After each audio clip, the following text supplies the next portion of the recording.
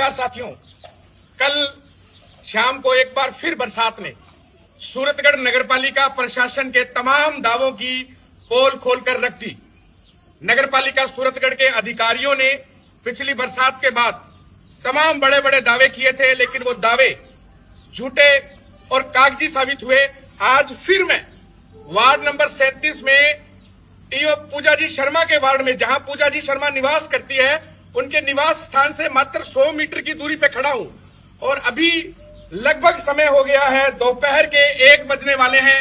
रात 8:30 बजे से पहले बरसात बंद हो गई थी, लेकिन ये गरीबों की झुग्गी झोपड़ियों का एरिया है, जहां आप देख पा रहे हैं कि गरीब लोग और तमाम आम आदमी अपने घरों के अंदर एक कैदी की तरह कैद होकर रह गया है। आप देख पा रहे हैं कि पिछली पूरी रात से ना तो यहाँ पर लाइट आई है और ना ही किसी प्रकार की कोई सुविधा है। ये तमाम आम नागरिक हर बार बरसात के अंदर यूं ही अपना जीवन जो है वो बर्बाद कर रहे हैं।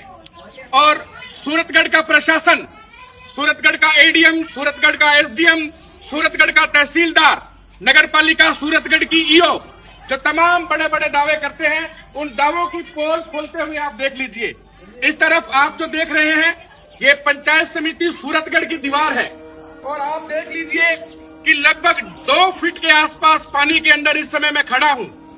बरसात के बाद में ये लोग ना तो आज काम पर जा पाए हैं और लाइट ना होने की वजह से इन आम नागरिकों को बड़ी दिक्कतों का सामना करना पड़ रहा है।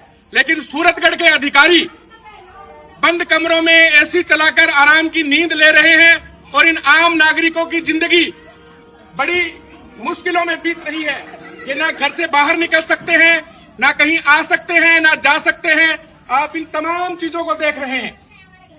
अभी चंद रोज पहले जो बरसात हुई, उस बरसात ने जिस प्रकार से नगरपालिका के दावों की पोल खोली थी, वो पोल एक बार फिर खुल गई है।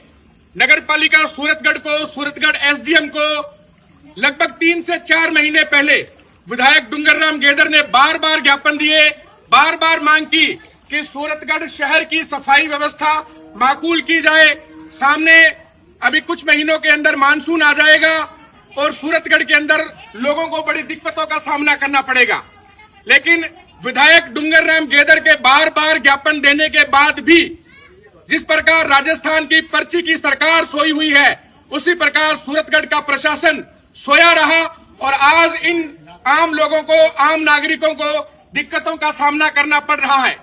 अगर नगरपालिका सूरतगढ़ समय रहते चेत जाती, सामने बहुत बड़ा खड्डा है, अग्निशमन कार्यालय है, जहां पर पानी निकालने की व्यवस्था है, लेकिन वो व्यवस्था ऊंट के मुंह में जीरे के बराबर है। अगर नगरपालिका सूरतगढ़ समय रहते यहाँ पर बोरवेल खुदवाती, जिससे जमीन के अंदर पानी जाता, या यहाँ पर अतिरिक्त पंप हाउसों की व्यवस्था की जाती, तो इन आम लोगों को दिक्कतों का सामना नहीं करना पड़ता। जो प्रभावशाली लोग हैं, जिनके पास पद और पैसा है, उनके घरों के आगे से रातों रात पानी निकाल दिया गया। लेकिन ये तमाम आम नागरिक जो केवल और केवल वोट देने के काम आते हैं, वोट के समय इनकी याद आती है, वो नागरिक आज अपने घरों में कैद होकर रह गए हैं। मैं धन्यवाद देना चाहूंगा सूरतगढ़ विधायक डुंगरराम गेदर को कि उन्होंने जनता की आवाज उठाने का काम किया। उन्होंने जनता की आवाज के लिए सूरतगढ़ के ईओ से लेकर एसडीएम, एडीएम, तहसीलदार और ऊपर के प्रशासन को बार बार अवगत करवाया। लेकिन सूरतगढ़ का प्रशासन कुंभकर्णी नींद में सोया रहा और उसका नतीजा आप सामने देख पा रहे हैं। इस तरफ आप देख रहे हैं कि इस सड़क के अंदर भी किस तरीके से पानी भरा हुआ है।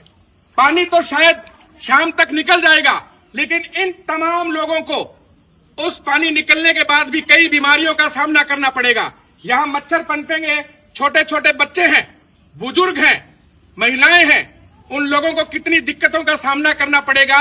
ये सूरतगढ़ का प्रशासन जो कुंभकर्णी नींद में सोया है, वो जागे और इन लोगों की दिक्कतों को देखे। ये भाई साहब खड़े हैं यहाँ पर, शायद ये पूरी रात से सो भी नहीं पाए होंगे, क्योंकि यहाँ पर ना तो लाइट थी और ना ही पानी निकासी की कोई व्यवस्था थी।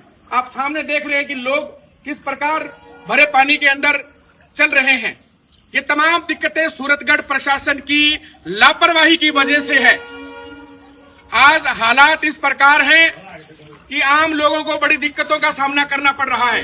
लाइट 2-2 दिन काट रहे हैं। सूरतगढ़ की ईओ ने पिछली बरसात के बाद ये कहा था कि मैं और मेरे कर्मचारी 24-24 घंटे काम कर रहे थे और आप लोग बातें बना रहे हैं।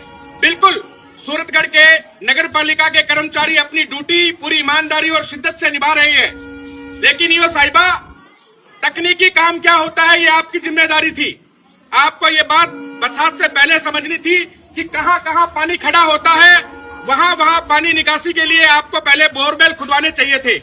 पिछली बरसात के बाद आप जागी और आपने सूरतगढ़ में 2-3 जगह बोरवेल खुदवाने का काम शुरू किया। ये तो वही बात हो गई ना कि आग लगने के बाद आपने कुआं खोदना शुरू किया। अगर आप 2-3 महीने पहले यहाँ पर बोरवेल खुदवा देती, अतिरिक्त 3 से 4 पंप की व्यवस्था यहाँ करती, तो इन नागरिकों को आज इस प्रकार इस गंदगी का सामना नहीं करना पड़ता। ये पानी निकलने के बाद भी अगले 1 महीने तक इन लोगों को इतनी दिक्कतों का सामना करना पड़ेगा। आप एक दिन 24 घंटे के लिए इन लोगों के बीच में रहकर दिखाएं तो आपको पता लगेगा इन लोगों की दिक्कतें क्या हैं। आपका घर यहाँ से महज 100 मीटर की दूरी पर है और आप पूरे सूरतगढ़ की यो हैं, लेकिन हालात अगर आपके वार्ड के भी आपके काबू में नहीं है तो आपको यह आरोप लगाना कि हम लोग बातें कर रहे हैं, ये सरासर झूठ साबित हो रहा है। आपकी ड्यूटी है, आपको जिस काम के लिए राज्य सरकार ने नियुक्त किया है वो काम आपको करना पड़ेगा। आपका जिम्मा है कि सूरतगढ़ की सफाई व्यवस्था दुरुस्त हो, सूरतगढ़ में किसी प्रकार की कोई आपदा आए, और ये आपदा का रूप है। लेकिन रात 8:30 बजे बरसात बंद हुई, 1 बजने को है और पानी यहाँ पर 2-2 फीट के आसपास खड़ा है। कुछ पीछे मेरी बहनें खड़ी हैं, कुछ इधर मेरे भाई, कुछ बच्चे खड़े हैं यहाँ पर।